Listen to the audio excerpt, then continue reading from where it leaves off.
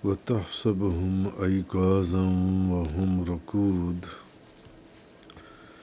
ونقلبهم ذات اليمين وذات الشمال. اور اے مخاطب، اگر تو انہیں دیکھے تو گمان کرے گا کہ وہ بیدار ہیں، حالانکہ وہ سوئے ہوئے ہیں. وَنُقَلِّبُهُمْ ذَاتَ الْيَمِينِ وَذَاتَ الشِّمَالِ، اور ہم خود ہی ان کی دائیں اور بائیں کروٹیں بدلتی ہیں. وَقَلْبُهُمْ بَاسِطٌ ذِرَاعَيْهِ بِالْوَسِيدِ، اور ان کا کتا بھی چوکھٹ پر اپنے ہاتھ پھیلائے ہوئے ہے. لَوِ اطَّلَعْتَ عَلَيْهِمْ لَوَلَّيْتَ مِنْهُمْ فِرَارًا وَلَمُلِئْتَ مِنْهُمْ رُعْبًا. اگر تو انہیں دیکھتا تو ضرور خوف اور دہشت سے پیٹ پھیر کر بھاگ جاتا. اب آج سورۃ الکہف کی آیت نمبر 18 سے بیان ہے. کل اس موضوع پر گفتگو ہوئی تھی کہ اللہ تعالیٰ اپنے دوستوں اور اپنے ولیوں کی خاطر بعض اوقات تقدیر کے نظام کو تبدیل کر دیتا ہے. جو ہزاروں سال سے چل رہا ہے، قرآن کریم سے ہم نے اس بات کو سمجھا کہ اللہ تعالیٰ اپنے ولیوں کی خاطر تقدیر کا نظام تبدیل کر دیتا ہے. اب آج آگے مزید، کیونکہ ابھی تک جب سے سورۃ الکہف شروع ہوئی ہے انہی چند اولیاء کا ذکر چل رہا ہے جو دقیانوس بادشاہ سے بیدروس بادشاہ تک تھے. تو اب اگلی آیت میں بھی ان کی مزید بزرگی اور کرامت کو بیان کیا گیا. اور اے مخاطب، اگر تو انہیں دیکھے تو گمان کرے گا کہ وہ بیدار ہیں، حالانکہ وہ تو سوئے ہوئے ہیں. وَتَحْسَبُهُمْ أَيْقَاظًا وَهُمْ رُقُودٌ وَنُقَلِّبُهُمْ ذَاتَ الْيَمِينِ وَذَاتَ الشِّمَالِ، اور ہم خود ہی ان کی دائیں اور بائیں کروٹیں بدلتے ہیں. وَقَلْبُهُمْ بَاسِطٌ ذِرَاعَيْهِ بِالْوَسِيدِ، ان کا کتا اور ان کا ان ولیوں کے ساتھ، یعنی ان کی دہلیز پر بیٹھنے والا کتا، اور ان کا کتا بھی چوکھٹ پر اپنے ہاتھ پھیلائے ہوئے ہے. ان اپنے ہاتھ پھیلا کے بیٹھا ہے. لَوِ اطَّلَعْتَ عَلَيْهِمْ لَوَلَّيْتَ مِنْهُمْ فِرَارًا وَلَمُلِئْتَ مِنْهُمْ رُعْبًا.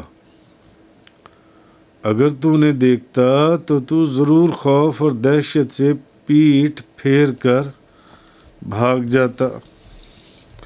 اب یہ آیت نمبر 18 کے اندر اللہ تبارک و تعالیٰ نے ارشاد فرمایا. اصل میں اب یہ وہ مقام اور وہ جگہ ہے جیسے کہ کل بیان ہوا تھا. کل کی آیت میں بھی اللہ تعالیٰ نے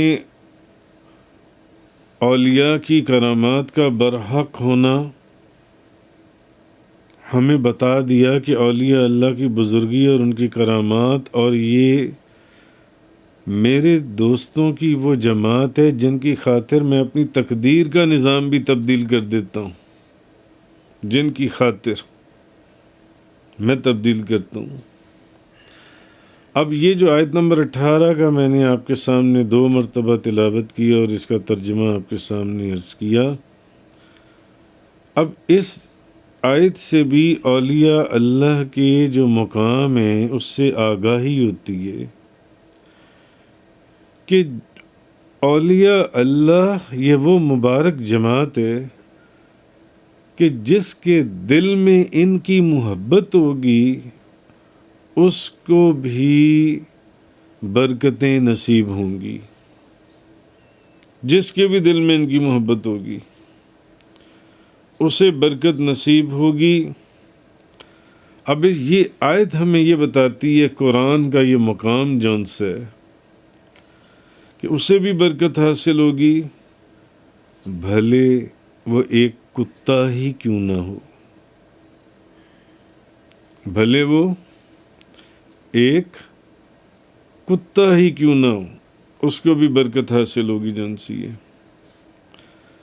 تو نبی کریم صلی اللہ علیہ وسلم کا فرمان مبارک ہے، نبی پاک صلی اللہ علیہ وسلم کا، کہ اللہ والوں کے ساتھ، اللہ والوں کا جو ساتھی ہے، نیک لوگوں کا جو ساتھی ہے،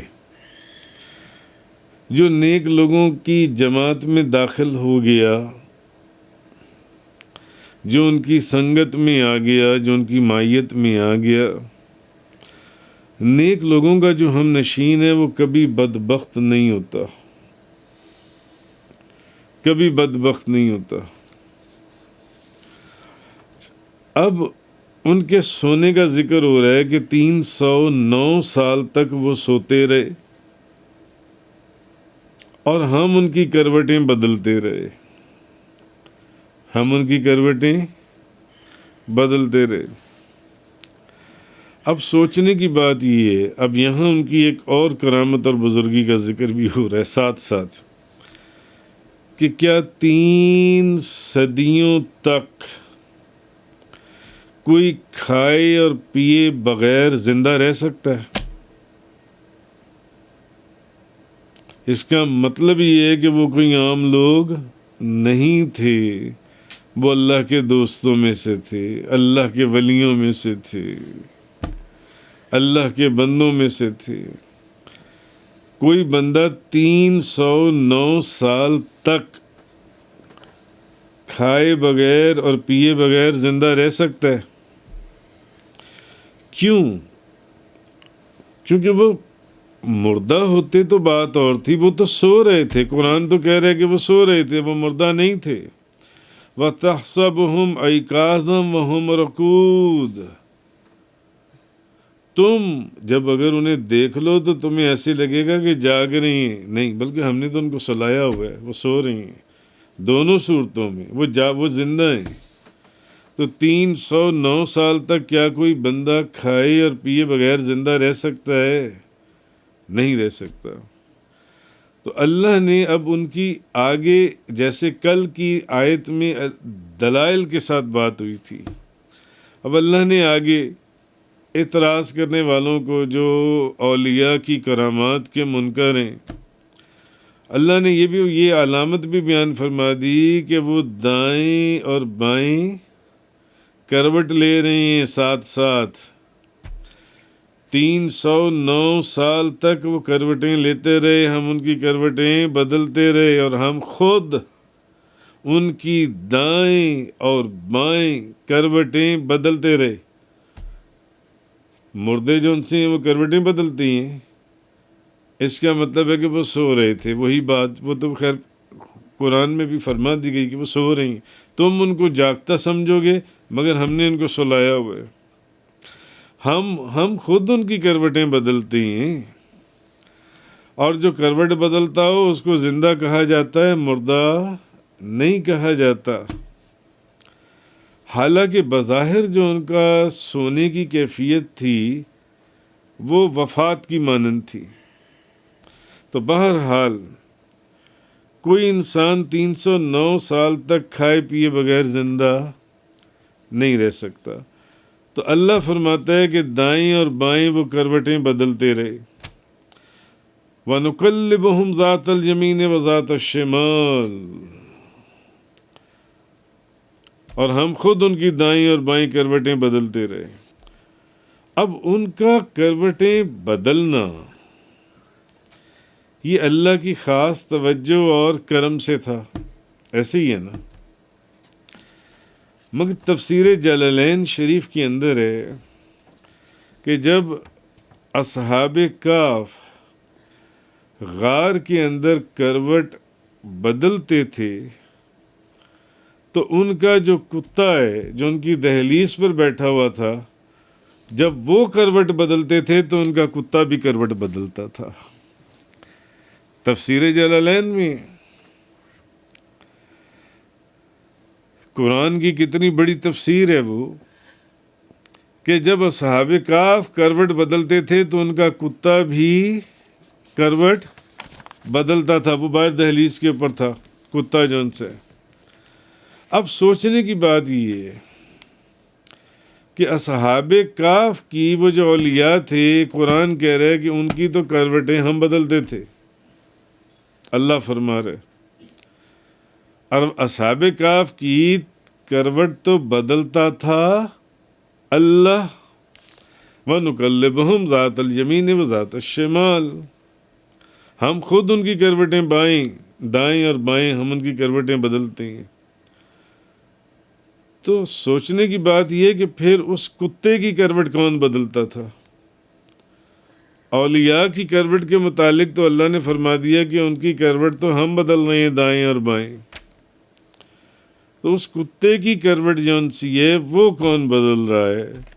یہاں سے ایک چیز سمجھ میں آئی کہ جو انوار و تجلیات اور فیوز و برکات اللہ کے ولی پر نازل ہوتے ہیں، وہی انوار و تجلیات اور وہ فیوز و برکات ان کی دہلیز پر بیٹھنے والے بھی اس سے حصہ پاتے ہیں۔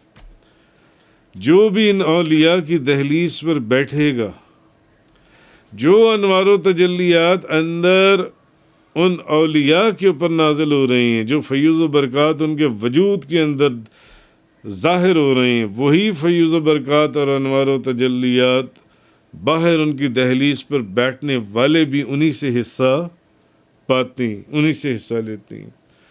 مگر شرط یہ ہے کہ ولیوں کی دہلیز پر بیٹھنے والا پہلی بات تو یہ ہے کہ وفادار ہو، اور دوسری بات یہ ہے کہ باادب ہو، اور تیسری چیز یہ ہے کہ خدمت گزار ہو، خدمت گزار ہو، باادب ہو اور وفادار ہو۔ تب جو انوار و تجلیات اور فیوز و برکات اندر ان اولیاء کی وجود میں پر نازل ہو رہی ہیں، انہی انوار و تجلیات سے اور فیوز و برکات سے باہر ان کی دہلیز پر بیٹھنے والے بھی حصہ پاتے ہیں، بھلے قرآن ہمیں سمجھاتا ہے کہ وہ ایک کتا ہی کیوں نہ ہو، کیونکہ جس طرح وہ اندر کروٹ بدلتے تھے اور ان کی کروٹ بدلنے والا کون تھا؟ وہ اللہ تھا۔ وہ اللہ کہہ رہے وَنُقَلِّبُهُمْ ذَاتَ الْيَمِينِ وَذَاتَ الشِّمَالِ، ان کی کروٹ بدلنے والا اللہ تھا جو ان سے۔ تو اب وہ دہلیز پر بیٹھنے والا ہمیں قرآن بتا رہے بھلے ایک کتا ہی کیوں نہ ہو، اس اللہ کے ولی کی دہلیز پر بیٹھنے والا اگر وہ وفادار ہے، جیسے کہ اصحاب کہف کا کتا تھا، باادب ہے، اصحاب کہف کا کتا تھا، خدمت گزار ہے، اصحاب کہف کا کتا تھا، تو پھر وہ انوار و تجلیات اور وہ فیوز و برکات اس طرح حاصل ہوتی ہیں کہ پھر خدا کی زبان سے اس کتے کا ذکر سنائی دیتا ہے جو اللہ کے ولی کی دہلیز پر بیٹھتا ہے۔ پھر قرآن کہتا ہے وَقَلْبُهُمْ بَاسِطٌ ذِرَائِهِ بِالْوَسِيدِ، وَقَلْبُهُمْ بَاسِطٌ ذِرَائِهِ بِالْوَسِيدِ۔ پھر قرآن پھر قرآن کہتا ہے، پھر خدا کی زبان کے اوپر اس کتے کا ذکر جاری ہو جاتا ہے، مگر شرط یہ ہے کہ وہ وفادار ہو، با ادب ہو اور خدمت گزار ہو، جو اس ولی کی دہلیز پر بیٹھا ہوا ہے۔ تو ثابت ہوا کہ ولیوں کی دہلیز پر اگر کتا بھی وفادار بن کر بیٹھ جائے تو وہ بھی محروم نہیں رہتا، تو ایک انسان کیسے محروم رہ سکتا ہے؟ اگر ایک کتا اللہ کے ولی کی دہلیز پر محروم نہیں رہتا تو کوئی انسان اللہ کے ولی کی دہلیز پر کیسے محروم رہے گا؟ عقل نہیں مانتی اس بات کو، کیونکہ جب وہ اولیاء غار کی طرف جا رہے تھے تو وہ کتا بھی ان کے پیچھے پیچھے جا رہا تھا، ادب سے، محبت سے، خدمت سے، وفاداری سے ان کے پیچھے پیچھے چل رہا تھا۔ انہوں نے کتنا اس کو بھگانے کی کوشش کی کہ دفع ہو جاؤ یہاں سے، تو بھونکے گا تو ہم پھنسیں گے، وہ دقیانوس اور اس کے آدمی ہمارے پیچھے لگے ہوئے ہیں، چلے جاؤ یہاں سے۔ انہوں نے بھگانے کی کوشش کی۔ کتے نے رب سے زبان مانگی اور کہنے لگا کہ مجھے خود سے کیوں دور کرتے ہو؟ انہوں نے کہا تو کتا ہے، تم بھونکو گے، تفسیروں میں کتابوں میں سارا واقعہ موجود ہے۔ ہم تو پہلے ہی وہ دقیانوس بادشاہ سے چھپ کر جو ان سے غار میں پناہ لینے جا رہی ہیں کہ کہیں دشمن کو پتہ نہ چل جائے کہ ہم فلانے غار کے اندر ہیں۔ تو اس کتے نے یہ جواب دیا، اس نے کہا کہ میں وہ کتا نہیں ہوں، یا میں ان کتوں میں سے نہیں ہوں جو اللہ کے ولی پر بھونکتی ہیں، میں ان کتوں میں سے نہیں ہوں جو اللہ کے ولیوں پر بھونکتے ہیں۔ لہٰذا طریقت کا سبق اگر سیکھنا چاہیں تو اصحاب کہف کے اس کتے سے بھی سیکھا جا سکتا ہے، جو شیخ کی دہلیز پر 3 صدیوں تک بھوکا بیٹھا رہا مگر بھونکا نہیں، وہ کتا جن سے بھونکا نہیں۔ اب ایک بات اور سوچنے کی ہے کہ کچھ لوگوں نے شکار کے لیے کتے رکھی ہوتے ہیں، کچھ نے پیراداری کے لیے رکھی ہوتی ہیں، کچھ نے چوکیداری کے لیے رکھی ہوتی ہیں، اور بڑے بڑے اعلیٰ نسل کے اور بڑے بڑے مہنگے کتے رکھے ہوتے ہیں۔ کچھ کتوں سے شکار کھیلتے ہیں، کچھ کتوں سے چوکیداری کرواتے ہیں، کچھ کتوں سے پہرے داری کرواتے ہیں، اور بڑے بڑے نسل کے کتے ہوتے ہیں جن سے۔ مگر جتنا بھی کسی کا اپنے کتے سے خاص تعلق ہو، کیا آپ نے کبھی کوئی ایسا بندہ بھی دیکھا ہے جو اس کے بیٹھنے کی ادا اور نشست کا انداز بیان کرے؟ اس کے گھر کوئی مہمان گیا اور وہ بتا میرا کتا تو ایسے بیٹھتا ہے، میرا کتا ایسے بیٹھتا ہے، اس کا انداز بیٹھنے کا ایسے ہے، وہ ٹانگیں پھیلاتا ہے یا بازو اس طرح رکھتا ہے۔ مگر کتمیر نام کا اصحاب کہف کا وہ جو کتا، ایک ان کا وفادار تھا، دوسرا باادب تھا، تیسرا خدمت گزار تھا، وہ کتا ان کی دہلیز پر باادب بیٹھنے والا تھا۔ لہٰذا کسی انسان نے نہیں، کسی انسان دنیا میں آپ کو نہیں لوگ ایسے ملیں گے جنہوں نے کتے رکھی ہوں اور وہ آنے والے لوگوں کو بتائیں کہ ہمارے ہاں جو کتا ہے وہ اس طرح بیٹھتا ہے، اس طرح اٹھتا ہے، اس طرح بیٹھتا ہے، اس طرح کھاتا ہے پیتا ہے جن سے۔ ہاں، کسی انسان، بلکہ کسی انسان نے نہیں، یہ وہ مقام ہے۔ اللہ رب العزت نے اس کتے کے بیٹھنے کی ادا اور نشست کا انداز بیان کیا۔ وَقَلْبُهُمْ بَاسِطٌ ذِرَاعَيْهِ بِالْوَسِيدِ، سورۃ الکہف آیت نمبر 18 قرآن کے اندر ہے۔ یعنی کتے کے بیٹھنے کی ادا کلام الہی اور قرآن کا موضوع بن گیا۔ لہٰذا صالحین، نیک لوگ، ان کی مجلس میں بیٹھنے کے جو فائدے ہیں، نیک لوگوں کی مجلس میں بیٹھنے کے فائدے وہ کیا ہیں؟ حدیث سنیں۔ حضرت انس رضی اللہ تعالی عنہ فرماتے ہیں کہ ایک بندہ نبی پاک صلی اللہ علیہ وسلم کی خدمت میں حاضر ہوا، کہنے لگا یا رسول اللہ قیامت کب ہوگی؟ یا رسول اللہ قیامت کب آئے گی؟ نبی پاک صلی اللہ علیہ وسلم نماز کے لیے کھڑے ہو گئے۔ اب جب آپ نے نماز پڑھ لی تو آپ نے پوچھا کہ وہ جو بندہ سوال کر رہا تھا کہ قیامت کب آئے گی، وہ بندہ کہاں ہے؟ اس شخص نے کہا کہ یا رسول اللہ میں وہ بندہ ہوں، آپ بتائیے۔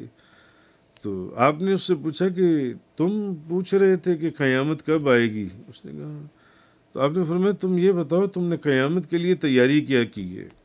ترمذی شریف کی حدیث ہے، تم نے قیامت کے لیے تیاری کیا، تم قیامت کا یہ تو پوچھ رہے ہو کہ قیامت کب آئے گی، کب آئے گی، یہ بتاؤ قیامت کی تیاری کیا کی ہے؟ اس نے کہا یا رسول اللہ قیامت کے لیے بہت نمازیں، نہ تو میرے پاس کوئی نمازیں ہیں نہ کوئی میرے پاس روزے ہیں، لیکن ایک بات ہے یا رسول اللہ، میں اللہ اور اللہ کے رسول سے بہت محبت کرتا ہوں، اللہ اور اس کے رسول سے میں بہت محبت کرتا ہوں۔ اس نے کہا، نبی پاک صلی اللہ علیہ وسلم نے فرمایا پھر انسان اسی کے ساتھ ہوگا جس کے ساتھ وہ محبت کرتا ہے، انسان اسی کے ساتھ ہوگا جس کے ساتھ وہ محبت کرتا ہے، اور تم بھی اسی کے ساتھ رہو گے جس سے تم محبت کرتے ہو۔ صالحین نیک لوگوں کی مجلس میں بیٹھنے کا فائدہ کیا ہے، نیک لوگوں سے محبت کا نتیجہ کیا ہے؟ اس نے کیا کہا؟ اس نے کہا نہ میرے پاس نمازیں ہیں نہ روزے ہیں، ہاں مجھے آپ سے بہت محبت ہے۔ فرمایا جس سے محبت ہے نا اسی کے ساتھ ہوگے، اسی کے ساتھ ہوگے، تم بھی اسی کے ساتھ ہوگے، انسان تو اس کے ساتھ، تم بھی اسی کے ساتھ ہوگے جس سے تم محبت کرتے ہو۔ اچھا، اس حدیث کے جو راوی ہیں حضرت انس رضی اللہ تعالی عنہ،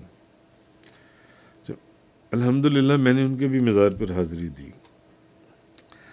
وہ فرماتے ہیں کہ میں نے دیکھا کہ اسلام کے بعد مسلمان کسی بات سے اتنا زیادہ خوش نہ ہوئے جتنا اس بات سے خوش ہوئے۔ حضور نے فرمایا وہ بندہ اسی کے ساتھ ہوگا جس سے اس کو محبت ہوگی۔ اس نے کہا یا رسول اللہ مجھے تو آپ سے محبت ہے۔ فرمایا پھر تم اسی کے ساتھ ہو جس سے تمہیں محبت ہے۔ اس نے کہا میرے پاس کوئی نمازیں نہیں، روزے نہیں۔ فرمایا تم بھی اسی کے ساتھ ہوگے جس سے تمہیں محبت ہے۔ نیک لوگوں کی مجلس، پاک لوگوں کی، نیک لوگوں کی مجلس۔ ایک اور حدیث اور یہ سن کر آپ لوگ اس سے زیادہ خوش ہوں گے۔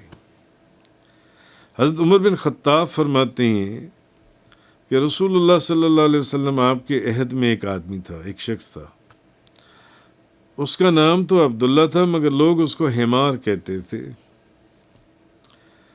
تو اس کی ایک عادت تھی، صحابی رسول تھا، اس کی ایک عادت تھی کہ وہ نبی کریم صلی اللہ علیہ وسلم،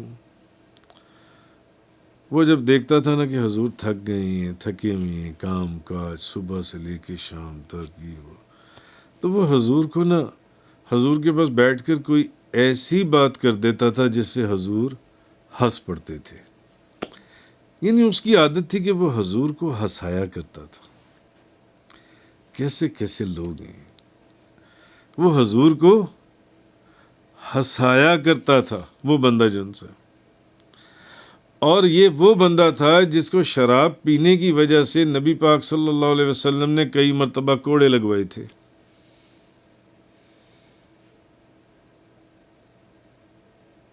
شراب کی وجہ سے نبی پاک صلی اللہ علیہ وسلم اس شخص کو جن سے۔ اچھا، ایک مرتبہ کچھ لوگوں نے اس پر لعنت فرمائی، کئی یہ کتابوں میں حدیث ہے، یہ بخاری شریف کی حدیث بھی ہے، کچھ لوگوں نے اس پر لعنت فرمائی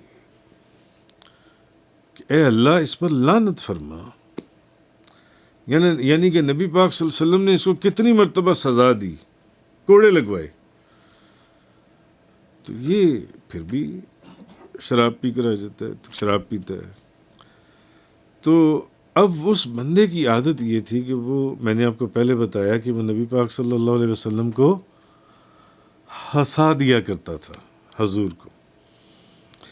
جب حضور نے یہ سنا نا کہ اس کے اوپر یہ فلاں فلاں بندہ صحابہ کرام میں سے لعنت فرما رہے ہیں، تو نبی پاک صلی اللہ علیہ وسلم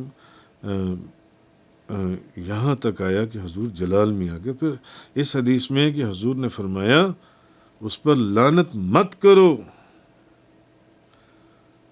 اللہ کی قسم جو میں جانتا ہوں وہ یہ ہے، یعنی کہ جس شخص پر تم لعنت کر رہے ہو وہ اللہ اور اللہ کے رسول یعنی مجھ سے محبت کرتا ہے.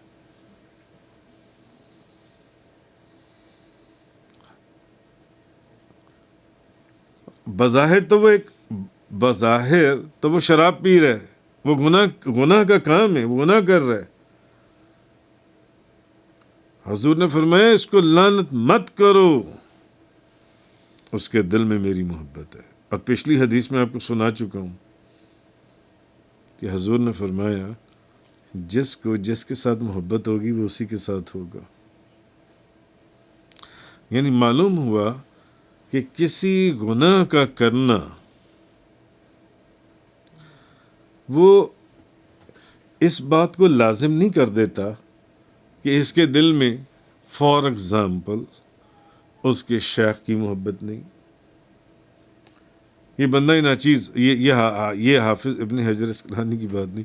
انہوں نے آگے فرمایا کہ کسی چیز کا گناہ کرنا وہ کسی شخص کے لیے یہ لازم نہیں کر دیتا کہ اس کے دل میں اللہ کے رسول کی محبت نہیں ہے. نہیں، وہ گناہ اور چیز ہے مگر اس کے دل میں اللہ کے رسول کی محبت تھی. اور بخاری شریف کی حدیث ہے کہ حضور نے فرمایا اللہ کی قسم جو میں جانتا ہوں، یہ بندہ جس کو تم لعنت کر رہے ہو شراب پینے کے اوپر، کوڑے لگنے کے اوپر، اس کے دل میں میری محبت ہے. اور پچھلی حدیث میں نے سنایا جس سے محبت ہوگی وہ اسی کے ساتھ ہوگا. نبی پاک صلی اللہ علیہ وسلم نے فرمایا ایسا نہیں ہے کہ اس سے محبت نہیں ہے، ایسا نہیں. تو یہ شخص اللہ اور اس کے رسول سے حضور نے، یعنی وہ شخص بار بار شراب پیتا تھا، تو نبی پاک صلی اللہ علیہ وسلم نے فرمایا یہ شخص اللہ سے بھی محبت کرتا ہے اور اللہ کے رسول سے بھی محبت کرتا ہے. معلوم یہ ہوا کہ گناہ کرنا اس چیز کو لازم نہیں کرتا کہ اس کے دل میں اللہ اور اس کے رسول کی محبت نہ ہو. ایک بندے نے قتل کر دیا،